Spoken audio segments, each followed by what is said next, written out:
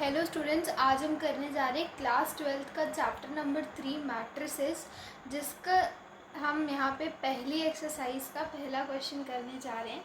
अब इस क्वेश्चन में हमें एक मैट्रिक्स दी हुई है ए, और उस मैट्रिक्स के एलिमेंट्स हैं कुछ इस तरीके से 2, 5, 19, -7। आई होप आप सबके पास आपकी बुक्स खुली हुई हैं। -2, 5/2, 12, √3, ताकि आप मेरे साथ साथ क्वेश्चन को पढ़ सकें।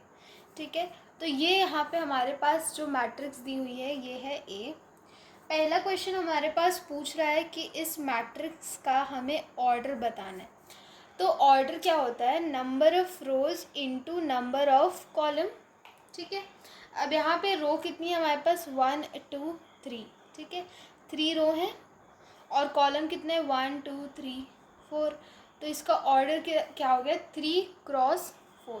ठीक है, दूसरा क्वेश्चन है हमारे पास नंबर ऑफ एलिमेंट्स। ठीक है, अब नंबर ऑफ एलिमेंट्स इधर जो जितनी नंबर ऑफ रोज़ है और जितने नंबर ऑफ कॉलम्स हैं उन दोनों को मल्टीप्लाई कर देंगे तो हमारे पास नंबर ऑफ एलिमेंट्स आ जाएंगे। 3, 4 और 12, तो नंबर ऑफ एलिमेंट्स हमारे पास 12 हो गए। क्वेश्चन नंबर 3 है, right the elements 1, A13, A21, A33, A24 and A23। तो आप किसी भी मैट्रिक्स से कोई भी एलिमेंट किस तरीके से निकाल सकते हैं ये हम देखते हैं। तो अगर ये हमारे पास फॉर एग्जांपल इसी मैट्रिक्स को हम देखते हैं तो ये हमारे पास पहला एलिमेंट होता है, जैसे A11 जो फर्स्ट नंबर होता है ये इसकी रो होती है, और जो दूसरा होता है वो इसकी कॉलम होता है। ठीक है, तो A11 यानी कि 2। ठीक है, A12 यानी कि 5, फिर A13 यानी कि 19 और A14 यानी कि -7। तो आप इस मैट्रिक्स को इस तरीके से लिख सकते हैं। अब जो आपसे एलिमेंट्स पूछे आप उसको इससे कंपेयर करके लिख सकते हैं। तो सबसे पहला एलिमेंट पूछा गया है A13, तो A13 हमारे पास क्या हो गया? A13 हमारे पास हो गया 90। देन नेक्स्ट A21 हुआ 35। ठीक है, नेक्स्ट A33 ये हुआ -5। नेक्स्ट A24 हमारे पास हो गया 12। A23 हमारे पास हो गया 5/2। तो ये था हमारा पहला क्वेश्चन।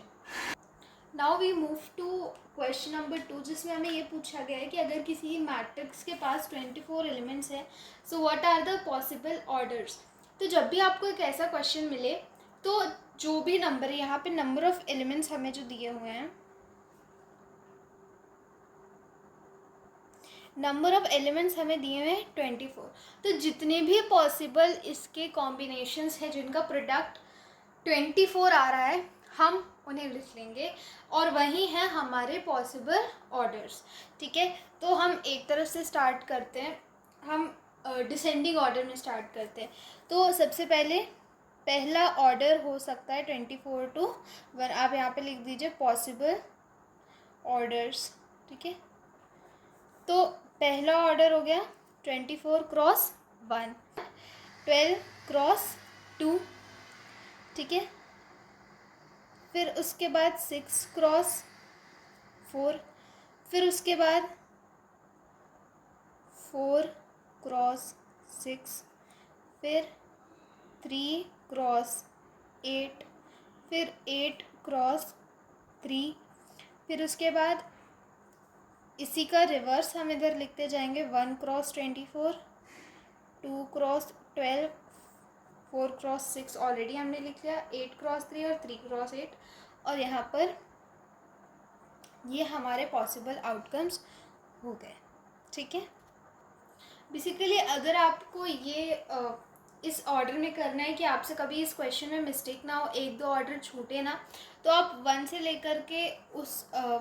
लेकर के स्टार्टिंग कीजिए, उस नंबर तक मल्टीप्लाई करते जाइए और आपको समझ आ जाएगा कि कितने उसके पॉसिबल ऑर्डर्स बन सकते हैं। फॉर एग्जांपल अगर हमने पहला ऐसे नंबर लिया, अगर हम असेंडिंग ऑर्डर में स्टार्ट कर रहे हैं तो वन में हम क्या मल्टीप्लाई करें कि हमें 24 मिले, तो 1 क्रॉस 24, तो ये हमारा पहला हो गया। फिर 2 क्रॉस 12, 2 में हम क्या मल्टीप्लाई करें कि 24 आए, तो 2 क्रॉस 12। फिर 3 लेते हैं, तो 3 में हम ऐसा क्या मल्टीप्लाई करें जो हमें ये नंबर मिल जाए, 3 में 8 मल्टीप्लाई करेंगे तो 24 मिलेगा, तो 3 क्रॉस 8। फिर 4 में हम ऐसा क्या मल्टीप्लाई करें कि हमें ये मिले, तो 6, तो ये ठीक है। अब 5 की टेबल में 24 नहीं आता तो 5 हम छोड़ देंगे, ठीक है। 6 में हम ऐसा क्या मल्टीप्लाई करें जो हमें ये मिले, तो 6 क्रॉस 4, ठीक है। 7 की टेबल में ये नहीं आता है। 8 की टेबल में 8 में हम ऐसा क्या मल्टीप्लाई करें जो हमें ये वापस मिले, तो 3, ठीक है। 9 की टेबल में अगेन ये नहीं आता, 10 की टेबल में भी नहीं आता, 11 की भी टेबल में नहीं आता। 12 में हम ऐसा क्या मल्टीप्लाई करें कि हमें ये मिले, तो 2, ठीक है। फिर उसके बाद 13, 14, 15, 16, 17, 18, 19, 20, 21, 22, 23 तक ये नहीं आता है। ये किसी की भी टेबल में नहीं आता, डायरेक्टली 24 पे आता है, ठीक है। मतलब वहाँ तक आपको जितने आउटकम्स मिले उससे आप ये समझ ही सकते हैं कि बीच के नंबर्स में ये 24 नहीं आ रहा है, तो आप डायरेक्टली लिख सकते हैं 24 क्रॉस 1। नेक्स्ट है कि अगर यही नंबर ऑफ एलिमेंट्स हमारे पास, what if number of elements, what if it has 13 elements, तो 13 क्रॉस 1 या 1 क्रॉस 13, यही पॉसिबल आउटकम्स होते, क्योंकि 13 का और कोई तो मल्टीपल है नहीं, तो हमारे पास यही दो आउटकम्स होते हैं। सिमिलरली क्वेश्चन नंबर 3 भी ऐसा ही है। क्वेश्चन नंबर 3 में हमें नंबर ऑफ एलिमेंट्स दिए हुए हैं, number of elements is equals to 18, ठीक है। अब इसे हम उसी ट्रिक से करते हैं।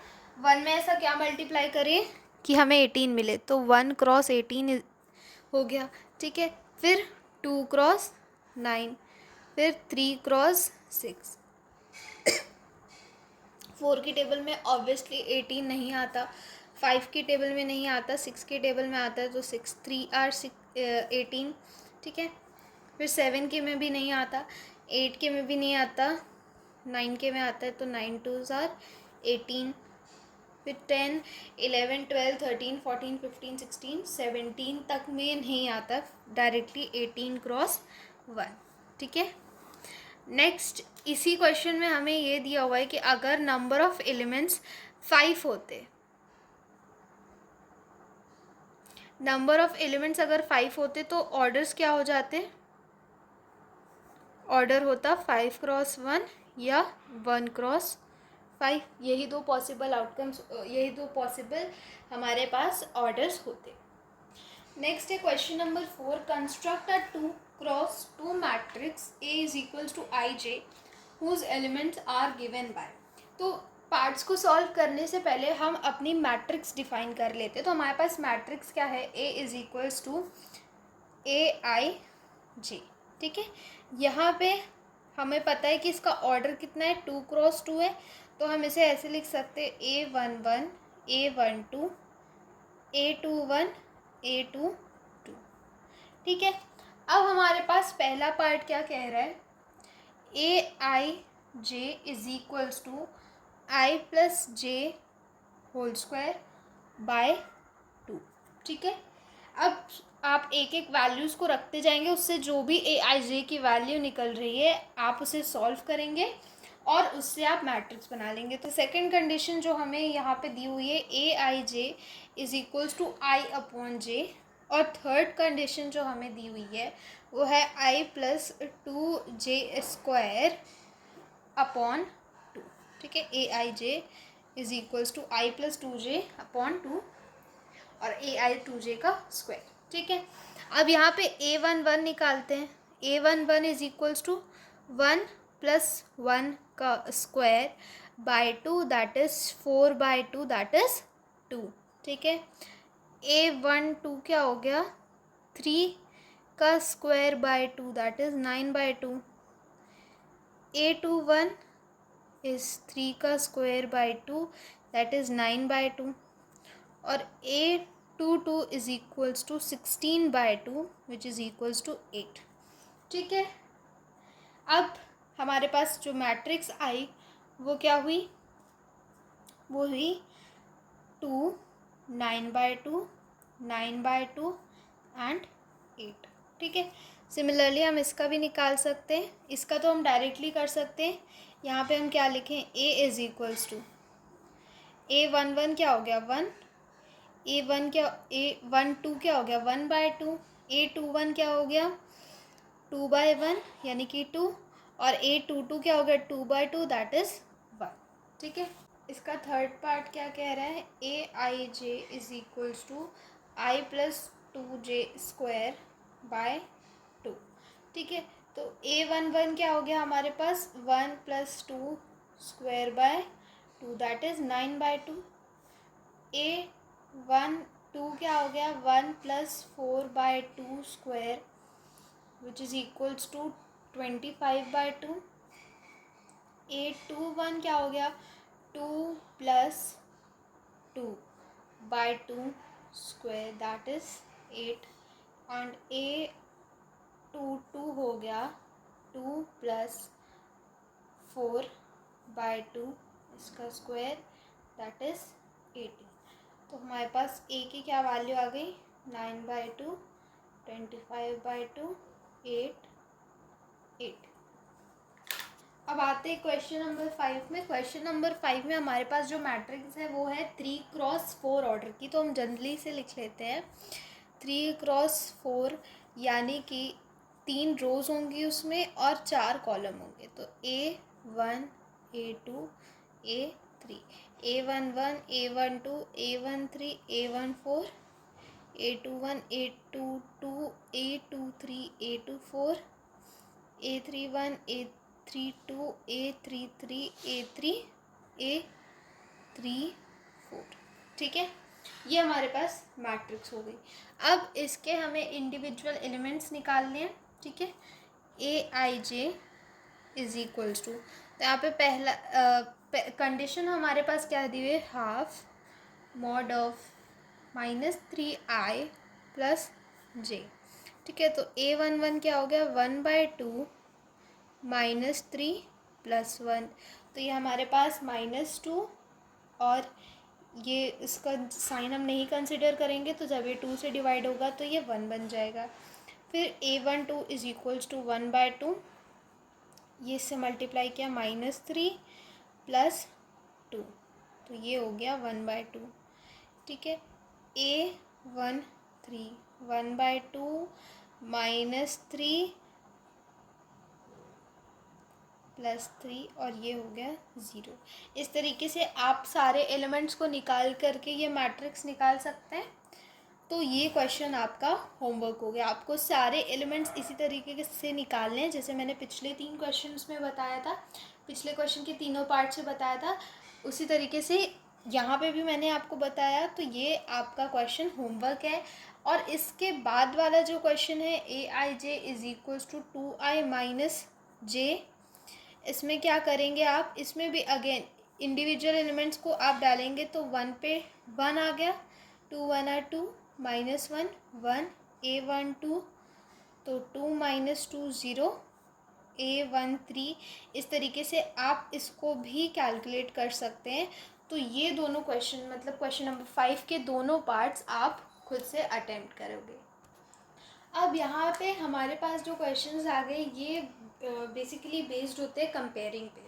जैसे फॉर एग्जांपल इस क्वेश्चन में अगर हम देखें तो 4 is equals to y, x is equals to 1, z is equals to 3।